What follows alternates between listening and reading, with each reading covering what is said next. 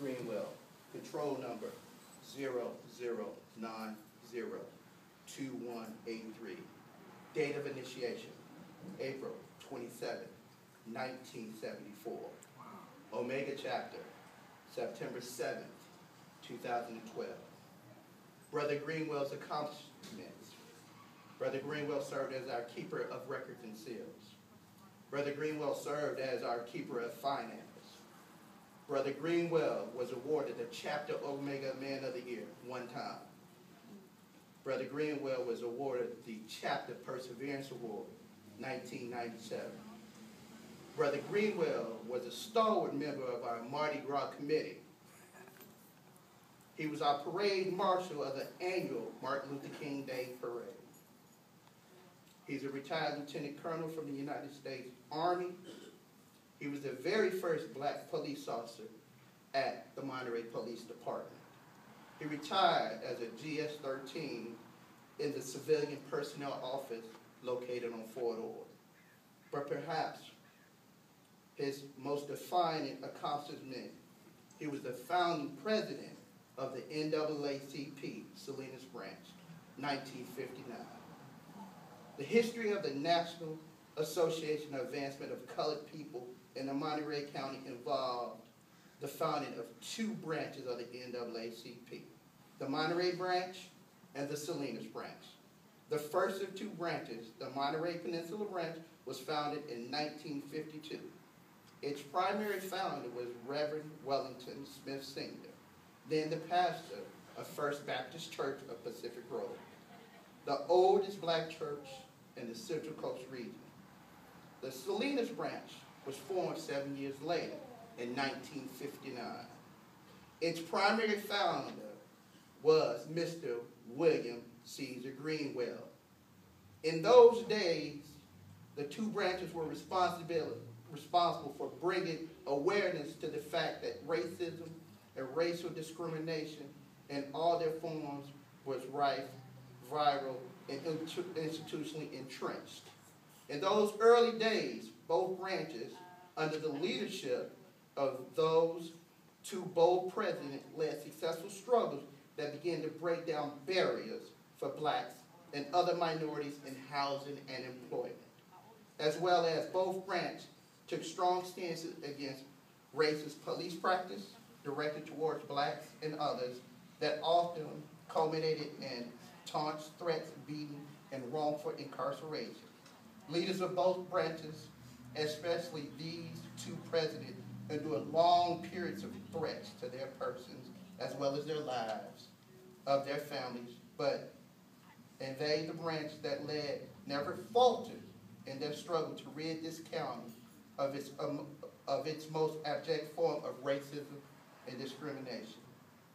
Brother Basilis, that concludes the scroll of the Brother William Greenwell. Brothers, you have heard the records of our departed brother. He has been a shining light in the bright crown of the nation. The radiance of his star will furnish a guiding ray to many who come after him, to seek the light of the maker. The members of our fraternity are bound inseparably by a chain of friendship and brotherhood that makes the joys of one the joys of all, that makes the sorrow of a brother a common lot. We share the burdens, toils, and cares of every one of us. We also share the happiness and pleasures, our hopes and our dreams, our very life. This comradeship, my brothers, extends even beyond the grave. Neither height nor depth, nor walls, however high or wide, can foil the deep desires of us all to be at peace with those, our brothers, in whatever state they be. For the Calvin Way.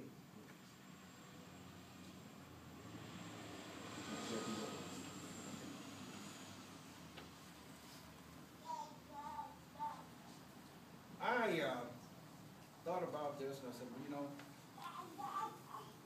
the Bill Greenwell, G. Well, WC that I know, my brother and my friend, he tell you there's no way I can be here and not say something. I have to say something. I met Brother Greenwell back in 1994. Right here in Seaside. And the thing about this deal is that the relationship he and I had, you see, not only was he my friend, my brother, but as it turned out, he ended up being my mentor.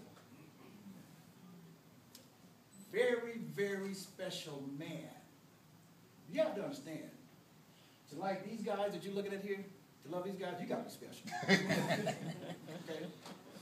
And the thing about Greenwell, I was so turned on by his person.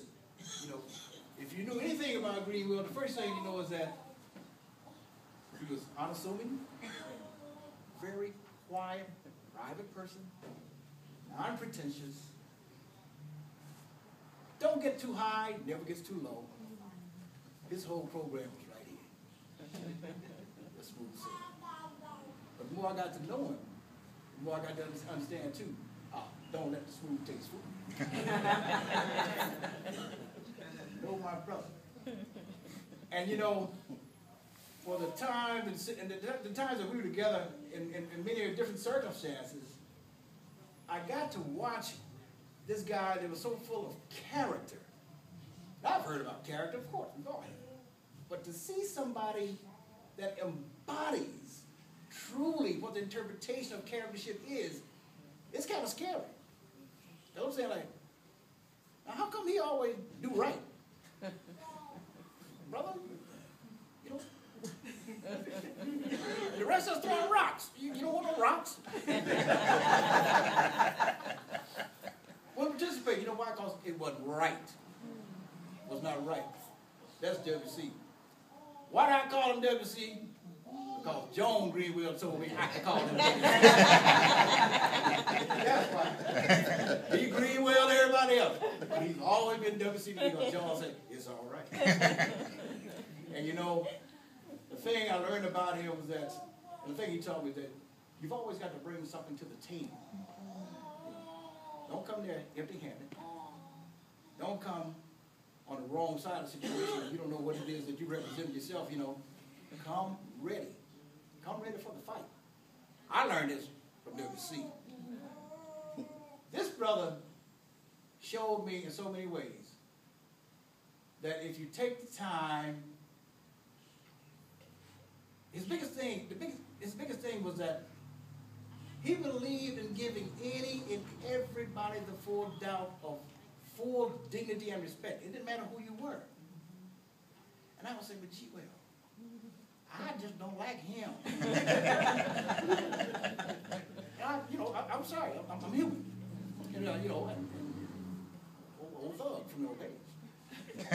And so, you know, it'd be the situation was, gee, well, why don't you just sit in the car? And, let me do what I got to do, then we drive on. No. Dignity. You evaluate every situation, you give every situation the benefit of the doubt.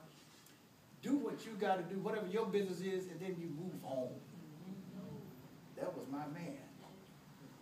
He had such a heart for people. I mean, oh my God. Another thing I learned from him. He would do any and everything for anybody before he would himself. Selfless man, selfless acts, over and over and over. You know, intelligent. That was the biggest thing for me. See, a lot of folks don't know.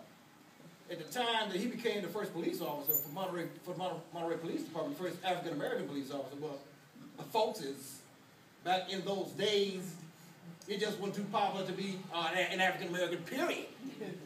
Okay? But he had to have something to offer in order that he would even have been considered for that position during those times. He was, another thing a lot of people don't know.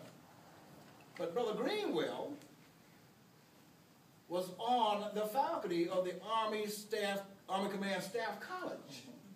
Oh yes, he was. See, you didn't get to see that in that picture. See, Brother Greenwell and I talked a whole lot. That's why when I called you the other day, I said, look, I need some verification on something called the brothers. When I brought the police stuff, they said, now you don't know what you're talking about. And, what you saw on the exterior was a calm, mild-mannered, easygoing sweetheart of a human being. But beneath the surface, believe me, on the interior, was a heart of a warrior. Let me tell you. I mean, in the service to his country, this brother got a Purple Heart in the Korean conflict. He got a Purple Heart in Vietnam. I was at the house when I discovered this, and we were talking.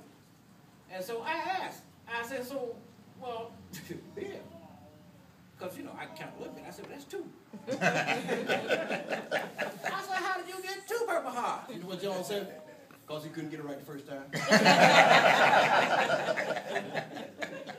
I'm telling y'all the truth. But the biggest thing for me, you know, I would always sit back and say, you know, here's a guy that I always want to be around. I'm sorry, I can't say that about everybody. Guy I always want to be around. Guy I have no problems with at no time. There's something very special about that. And there's something that drives that. And I said, well, you know, this guy's got an engine that's working on some gasoline that I need to get with. I need to find out what, you know, what motivates this guy, you know, because he's always the same G. Well, I don't care when or where I see him. The wife, same thing. I don't care when or where, same thing. The same genuine, outstanding individual. Then I came back and I thought about it. I said, nah, I see what the deal is, my main man. I know what the deal is. You see, Greenwell knew priorities will always be with him. And I learned that the number one priority, period, has to be and always has to be, is exactly what he told me. And it's this. You see, Greenwell knew who he was in Christ. Amen. You better believe it. Amen. I know of which I speak.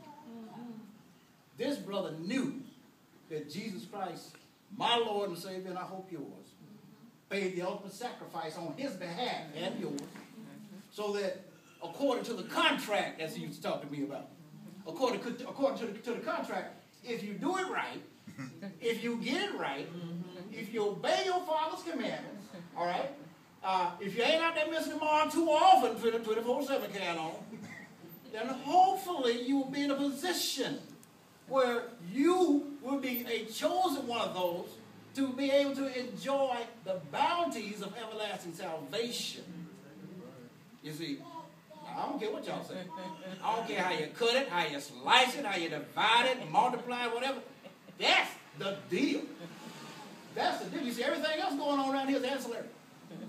You worried about your bills every day and all that? People taught me this. You know, everything else is ancillary. The number one priority in anybody's life has got to be your father, who makes sure you wake up every morning, who makes sure you're in a situation to worry about your bills. You know, that's what I learned from my father. And I can say this, and you know what? I say this unequivocally. And you know, everybody in church is disappointed. Well, you know, he's in a much better place. But let me tell you something. I'll tell you for a fact. I know, the man that I know he's in a much better place. And you know something? I hope and pray, because I try to follow everything he do, that I go there, wherever he is, I sure hope that's where I end up.